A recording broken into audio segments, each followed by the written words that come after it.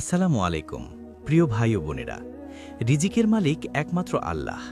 এই গল্পটি এমনই এক বিষয়ে সম্পূর্ণ না শুনে যাবেন না। ভোরের আলো তখনও পুরোপুরি ফোটেনি। আকাশের পূর্ব দিগন্তে হালকা লালচে আভা, কুয়াশার নরম চাদরে ঢেকে আছে গ্রামটা। দূরে বাঁশঝাড়ের ফাঁক দিয়ে আজানের ধ্বনি ভেসে এলো। সুরটা যেন ঘুমন্ত মাটির বুক ছুঁয়ে গেল। মাটির ঘর, টিনের চাল, কাঁচা রাস্তা আর ধানের গন্ধে ভরা সেই ছোট্ট গ্রাম ধীরে ধীরে জেগে উঠছে। এই গ্রামেই থাকে আলী। বয়স ৪০ বছর। শরীরটা রোগা, চেহারায় রোদে পোড়া রং, চোখে গভীর চিন্তার রেখা। তবুও তার ভেতরে একটা কোমল স্বভাব আছে যা তাকে আলাদা করে তোলে। আলীর ঘরটা খুব সাধারণ। খড়ের ছাউনি, বাঁশের বেড়া, মাটির মেঝে। ঘরের এক কোণে তার কাজের জায়গা, একটা পুরনো কাঠের টেবিল, কয়েকটা পেন্সিল, স্কেল আর কিছু কাগজ গুছিয়ে রাখা। আলী পেশায় নকশা তৈরি করে। কেউ নতুন ঘর তুলতে চাইলে, কেউ দোকান বানাতে চাইলে, কিংবা কেউ ছোট্ট একটা মসজিদ সংস্কার করতে চাইলে আলীকেই ডাকে। সে মাটির ঘরের নকশা এমনভাবে আঁকে যেন ঘরটা আগে থেকেই তার চোখের সামনে দাঁড়িয়ে আছে।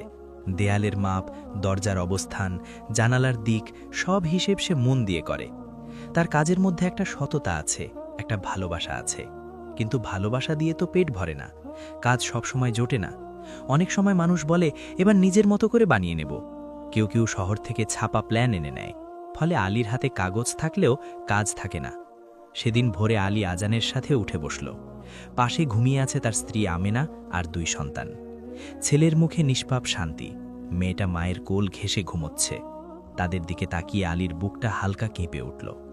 সে ধীরে উঠে উজু করল। ঠান্ডা পানির ছোঁয়ায় শরীর কেঁপে উঠলেও নামাজে দাঁড়ালে তার মন একটু শান্ত হয়। সিজদায় গিয়ে সে দীর্ঘ সময় চুপ করে রইল। তার দোয়া খুব বড় কিছু নয়। সে শুধু বলল, হে আল্লাহ, আজও যেন আমার পরিবারকে খালি হাতে ফিরতে না হয়। কথাগুলো বলার সময় তার কণ্ঠ কেঁপে উঠল। সে জানে রিজিক চাওয়ার জন্য তাকে মানুষের দরজায় যেতে হয়, কিন্তু দেওয়ার ক্ষমতা তো একমাত্র আল্লাহর। নামাজ শেষে সে বাইরে এসে উঠোনে বসল।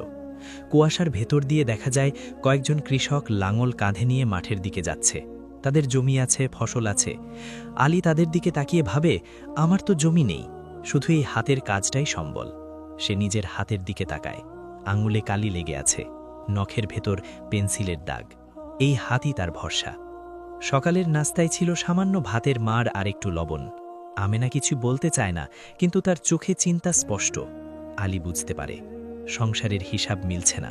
বাজারে বাকি বেড়ে গেছে, সন্তানদের স্কুলের খরচ সামনে, অথচ কাজ নেই। খাবার শেষে আলী তার টেবিলে বসে একটা